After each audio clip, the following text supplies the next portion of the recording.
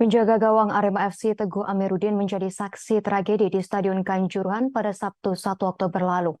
Teguh tak tega melihat banyak korban berjatuhan di depannya akibat kerusuhan. Ia bahkan ikut menggotong korban ke ruang ganti untuk dievakuasi. Teguh menggambarkan situasi saat kerusuhan benar-benar mencekam. Ia mengungkapkan suara sorak-sorai penonton seketika berubah menjadi jerit dan tangis usai pertandingan Arema FC melawan Persebaya yang berakhir malam itu. Ia melihat tubuh supporter tergeletak dan berjejer dalam kondisi tak berdaya.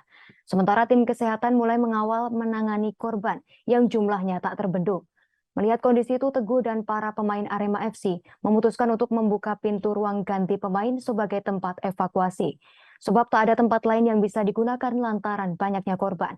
Melihat pemandangan di depan mata para pemain Arema FC, termasuk Teguh merasa kalut. Kemudian Teguh melihat Aremania menggotong tubuh seseorang dari arah tribun. Ia bersama dua pemain langsung ikut membantu menggotong tubuh korban menuju ruang ganti.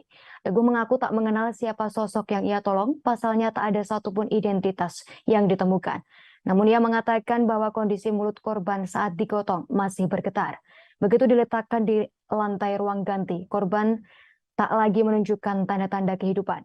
Benar saja setelah dicek urat nadi di leher dan tangan sudah tak lagi berdetak. Kakinya pun berubah menjadi dingin. Rupanya korban ternyata sudah meninggal dunia. Teguh mengatakan kurang lebih ada 10 korban yang dievakuasi ke ruang ganti pemain. Namun dari 10 orang tersebut 4 diantaranya meninggal dunia di lokasi.